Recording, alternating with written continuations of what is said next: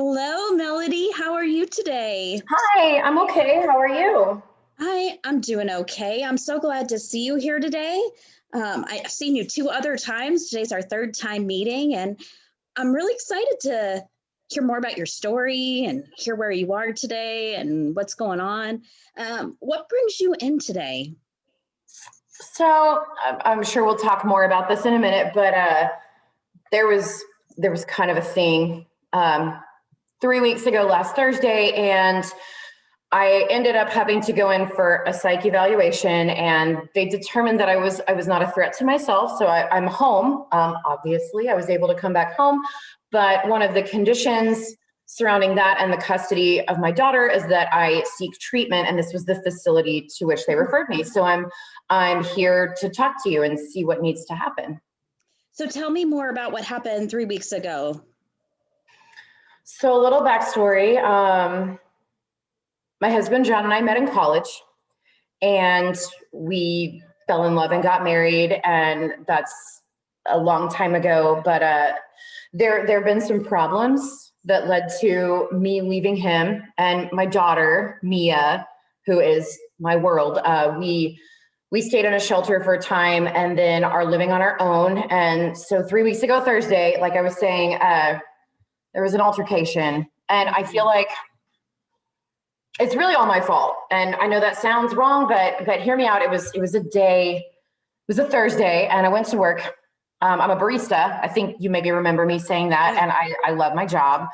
My best friend in life is Angela. She and I work together, and usually she's like the split shift, and I do the morning, and Mia stays with my mom. Well, Angela had to call in, and she's covered for me so many times. I was like, well, of course I can cover your shift. But this is kind of a problem because I had to get Mia to John that evening, and he doesn't like me being late or really any kind of changes.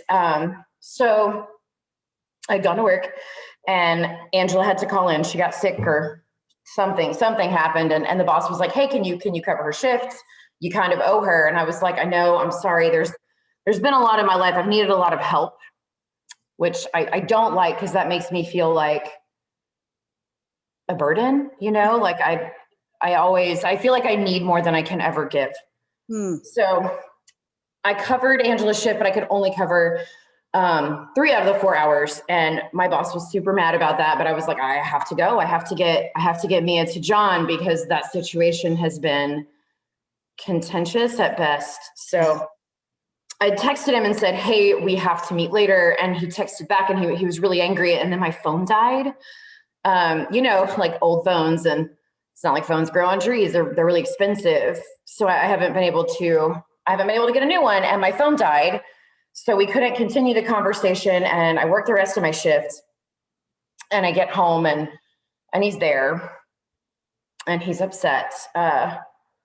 When I turned my phone on, when I charged it about a week later, there were 47 text messages from him. Wow. 47. That's a lot of text messages. Yeah. He has a temper. Each text was angrier than the last. And again, this is kind of my fault. Like if I had a better phone, if I had charged it, if I had brought my charger that morning, I mean, this whole thing could have been prevented maybe, because my phone would have been charged, and I could have just, explained it. What happened when when you finally did see him that day? So I get out of my car at the apartment, and my parking spot's like right by the stairs, and he's already on my front porch. Mm-hmm. And I didn't want to let him in the house because, there's the custody battle has been really messy, and he's not very kind in his text messages. He's not very kind face to face. And I knew it would probably escalate, but I couldn't think of a way to not let him in the house. Like he wouldn't not let me let him in the house. And I'm stupid. I should have just made him wait on the porch. But so he comes in the house, and I guess the other part of this that's important. He was mad that he was going to be late for dinner. He wanted to take Mia out to dinner with his new girlfriend, Shelly. Mm-hmm. And Shelly was my best friend. She was my maid of honor. We all took business classes together. And then, like I said, when John and I got married, I had to support us because we couldn't afford both of us being in class and being married. And my parents said, well, if you're old enough to get married, you're old enough to do this. And I said, okay. And so it was me, John, and Shelley, the three Musketeers. And I guess about a month after Mia was born, they began having an affair. Wow, I'm so sorry. Thank you. It sucks. It sucks. That has to hurt so deeply. I mostly feel stuck. And like Angela's my best friend, Angela at the coffee shop. And she's amazing. Like she's so supportive and she would do anything I needed, but it's not the same as someone with whom you have so much history. So I was already on edge. Like just the day had been unpleasant and it was getting really tense. And he wanted to take Mia out to eat with Shelley. And he knows this bothers me. I think he brought it up because he knows it bothers me because he's always comparing me to Shelley. And he's always telling me how she's better. She's better at everything. She's a better cook. She's better at sex. He even tells me she'd be a better mother to Mia than I can be. I can't imagine that just cuts so deeply. Yeah. If I had done more, if I had finished my degree, if I had only been able to, I guess people don't really look up to baristas. I mean, they love your coffee, but so he followed me into the bedroom where I was packing Mia's bag and I told him to wait in the living room, but he wouldn't go. And he just, it felt like he was my shadow. Like he was on me and I almost couldn't breathe. And he just kept talking about Shelley. And I asked him to go wait in the living room and he said no. And then he dumped out the bag I was packing for Mia. He said, there's not enough clothes in here. Are you stupid? Like, how am I supposed to keep her for the weekend? Are you trying to make me look like an unfit parent? You're doing this, aren't you? You're doing this because you know I'm going to take you to court and sue you for all that you're worth. You know I'm going to take you to court and I'm going to get your daughter. And he had me like pinned up against the wall and I wanted to hit him so bad, but I can't because if I'm aggressive, then he's going to take that to court and they're going to take my daughter. So I can understand that fear. I ducked, like I ducked underneath his arm and he tripped me and I fell like right on my face. And Mia at this point is crying. I'd set her down, but she came in the room. She probably just wanted to be close to us and he laughed. He laughed so loud while I was there on the floor and he started throwing things at me. Throwing diapers, anything he could grab. And at this point, Mia's wailing and I'm yelling at him to stop and he won't stop. And finally I grabbed Mia and I ran in the bathroom and I locked the door out and he was just so angry. He was just pounding on the door and yelling. And I just sat down and cried. And Mia was with you? Yeah. She's wailing, I'm crying, he's yelling. And I guess a downstairs neighbor must have called 911 because the next thing I know, there were officers in my house. And of course, the minute they're in the house, he's all peaches and cream, Mr. Nice Guy. And he told them that he'd come to get his daughter and that he found me in the bathroom having a total breakdown. So he got to take Mia. And I got to go get a 3-day mandatory psych evaluation, which I passed with a B+, I guess. They let me go home, but they said, hey, we think you need some treatment. And so Here we are. And that's what happened. It's a really hard situation. That story I can hear your ache. I can hear your agony. And I hold that story with you and I feel all that agony and hurt with you. What do we want to say the problem is? The problem is, let's give it a name, like Mr. I'm stuck, or Mrs. I feel like a burden, or what do you want to pick? How about Mrs. Melody's bad choices? Because if I made better choices, then I wouldn't be where I'm at. Like, I really kind of feel like a lot of this is the result of things that I've said and done. And if I had just done a few things differently, then maybe it wouldn't be what it is. What if we called it Mrs. I'm blaming myself? Okay. What do you think? Blame, Mrs. Blame. We'll call it Miss Blame. Yeah. Okay. So?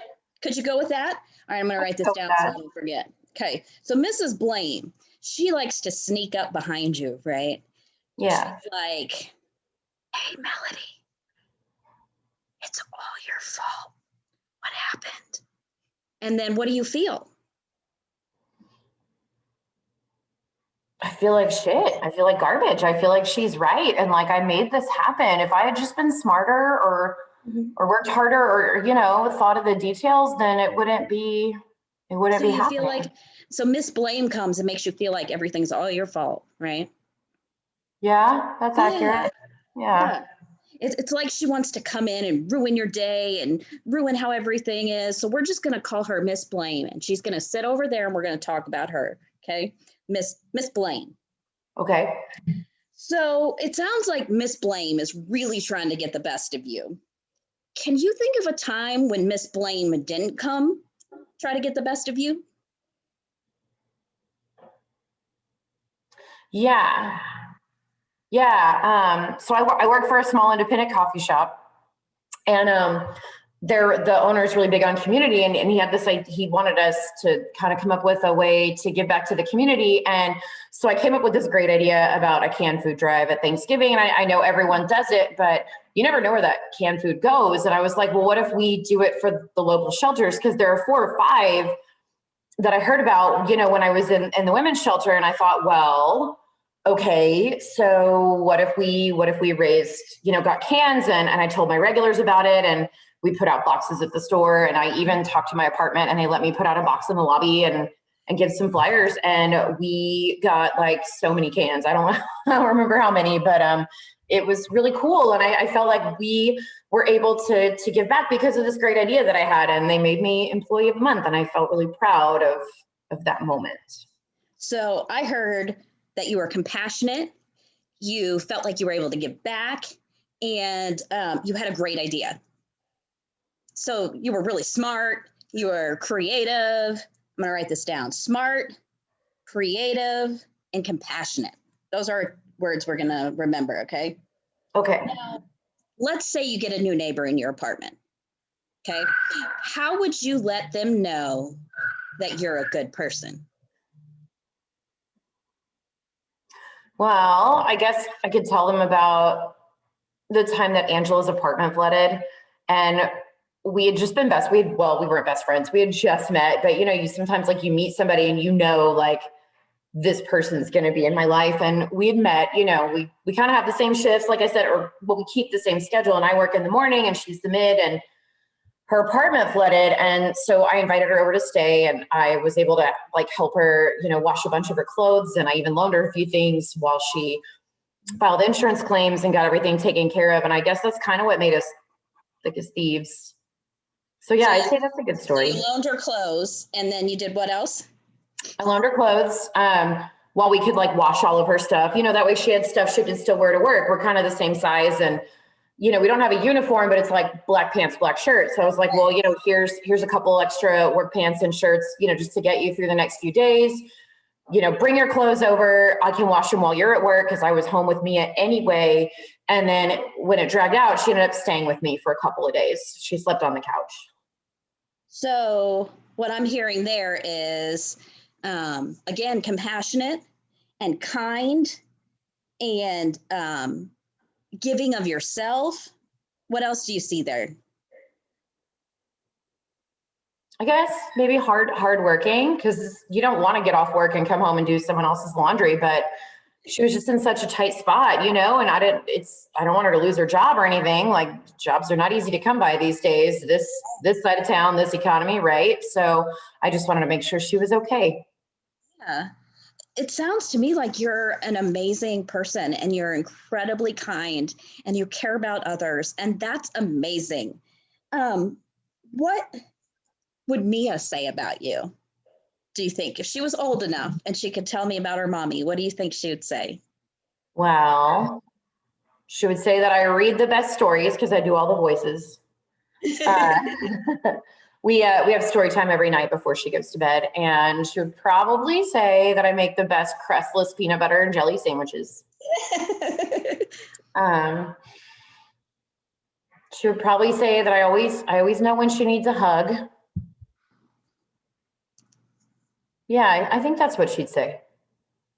So it sounds to me like you're the kind of person, I made little notes here. You're the kind of person who's compassionate and gives back and does food drives. You're smart and creative. You're the kind of person who takes in a friend when they need it, helps them have clothes. You're hardworking and kind. And you're the kind of mom who makes the best sandwiches, crustless sandwiches, reads the best stories, and knows when your little girl needs a hug. That's what I'm hearing. Now, what's the difference between the person I just described, this good person who's a good neighbor, a good mom, a good friend, and when Mrs. Blame comes?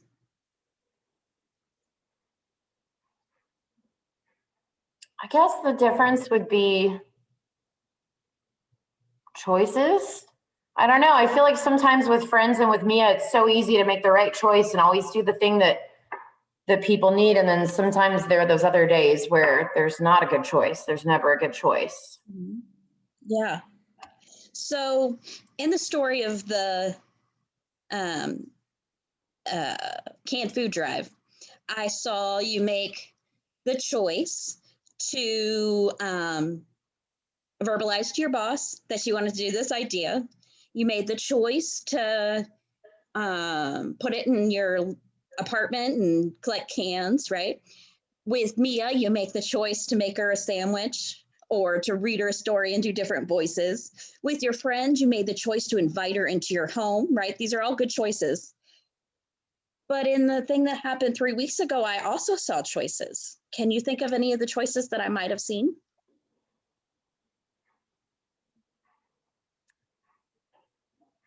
I don't know. Maybe give me a clue. So, where was Mia in all this? Was she hurting? Was she getting yelled at, or was she somewhere safe with you? Well, she wasn't getting yelled at. I was getting yelled at. She was with me. Yeah, I took her into the bathroom. So maybe you took her with you and protected her, and you were a good mom, making good choices. I did. Yeah, you're right. Yeah. You're right. What else? What else did you do that was amazing?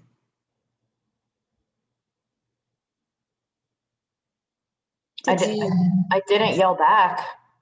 Yes. So you controlled yourself. You might not be able to control John, but you controlled yourself, right? Yeah, I didn't hit, I didn't yell, I didn't throw. So you didn't hit, you didn't yell, and you protected Mia, right? That sounds like an incredible, strong, and amazing response considering the situation. You really think so? I really think so. And when Mrs. Blame tries to tell you that it was all your fault, I want you to think about the rest of the story. Did you go to shelter? Did you take care of yourself and Mia in shelter? Yeah. Have you stayed away from John and not gone back when it's easier even sometimes? What about the way you care for your daughter? I mean, I do have to ask my mom for a lot of help. Sometimes I worry that I need too much. I mean, she already raised me, right? Like, and my sisters, but yeah. But it sounds to me like there's a lot of strength and there's a lot of amazing things about who you are, even in that problem from 3 weeks ago. Can you see that? Well, now that you say it, I can really. I guess that could have been so much worse. I guess I could have fought back. I could have yelled back. I could have hit him, which would have given him things to actually say in court. I know he keeps saying that he's going to prove I'm an unfit mom, but I didn't do any of those things. I'm not an unfit mom. I'm a good mom. I'm a great mom. You are. I mean, you make crustless peanut butter and jelly sandwiches. Well, then I eat the crust. Yeah. Oh. She gets a sandwich, I get a snack, Right. Hey, that works. That sounds like expert level parenting right there. I mean, the crusts are kind of my favorite part, truth be told. So what can we do now? Okay, so when Mrs. Blaine comes in and she's like, it's all your fault. You're terrible.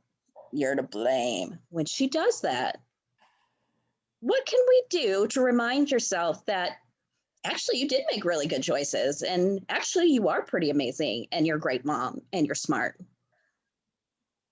and incredibly strong and wisdom? Yeah. I don't know. Maybe I should like write down like the good choices I make sometimes, like make a list or something. Lists are what keep me organized. I guess I never really thought of using lists to help keep me positive, but maybe if I write them down. Do you have a piece of paper with you now? Yeah. Okay, let's do it. Let's write them down. Okay.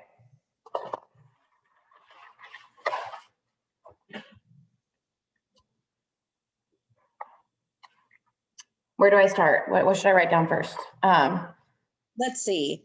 Make a list of all the good choices that you made. Let's see. We started with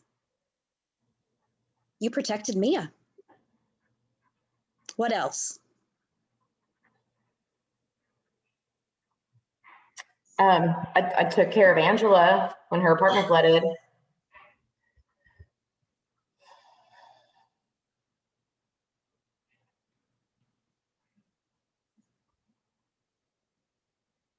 I left that sleaze bag and I didn't go back. That's right. That's a good choice. That shows incredible strength. That's not easy to do. It wasn't. Especially when he's the father of your child. That's so hard. And you found the strength anyway. I guess I could also say that I haven't given up. Like in general, I guess, I mean, even being here is kind of like I haven't given up. You're here, you're meeting with me, we're talking, you're coming up with great ideas. Another creative idea. I mean, you came up with a creative idea for a food drive. Now you've got this creative idea with a list. I didn't even think of that. That was all you. I'm a list gal. I like lists. If I don't write it down, it's gone. It doesn't exist. My brain's full. Okay. And what about choosing not to yell? All right. I didn't fight back because I didn't hit him. I didn't yell. Well, you did fight back. Oh. Just not in a way that was violent, and you chose to calm yourself and take care of your daughter. I stood up for myself. Stood up for yourself. So you really did fight back, just not in a way that was destructive. You found healthy ways to fight back. And you're doing the same thing with court now, finding healthy ways to fight back. Yeah. Well, that's 7. That's a lot. That's a lot. Can you think of any others?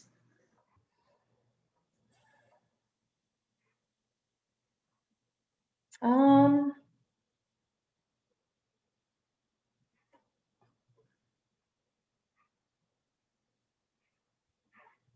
don't know. Not at the moment. Am I leaving something out? Maybe. We'll just keep it there. And if we think of something, we can add to it. Or if you think of something, you can add to it. What are you going to do with that list? Oh, maybe keep it somewhere safe. Like maybe put it up on my bathroom mirror where I see it. Ooh, that's a good idea. So every time Miss Blaine tries to come in and say it's all your fault, it's right there on your mirror. And you know it's not all your fault. You actually make really good choices. Yeah. So, wow. So we started with Mrs. Blaine, the sneaky little monster, coming in, and she was saying, it's your fault. You didn't charge your phone. It's your fault. You didn't do this. You didn't do that. And now we're looking at it a little differently, aren't we? We're also saying, you know what? You do make good choices. You are a good mom. You're a good friend. You're a good neighbor. You're an amazing person who's strong and has great things to offer the world. You're creative and compassionate and life-giving. And you were strong in the abusive situation too. It wasn't that you were just strong when you're at the coffee shop or you're just strong with your friend. You were also strong in that problem story where he was being very unkind to you. You were still strong and you were still amazing. So now when that sneaky little Mrs. Blaine comes in, we have a list that we can look at. And you can focus on the times that your story is about strength and beauty and kindness and all sorts of other things. I'm really proud of you. Thank you. Thank you. Well, I guess that we will meet again next week. I'll see you in group therapy, of course, but we'll meet again next week. And we'll talk more about how you're coping with the situation and what's going on. And if you were able to keep that list in your bathroom and if it really helped. Okay. Thank you so much, Melody. Thank you so much.